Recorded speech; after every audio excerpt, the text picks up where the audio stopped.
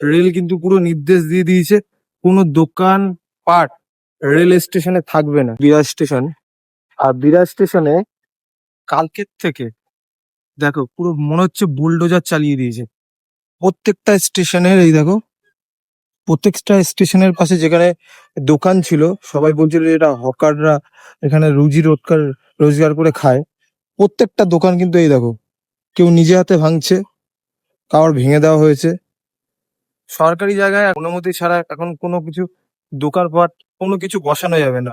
Rail কিন্তু পুরো নির্দেশ দিয়ে দিয়েছে কোনো দোকান পাট রেল স্টেশনে থাকবে না। যাত্রীরা যারা যেত এখান থেকে তাদের প্রচন্ড অসুবিধা হতো, ট্রেন ধরতে অসুবিধা হতো।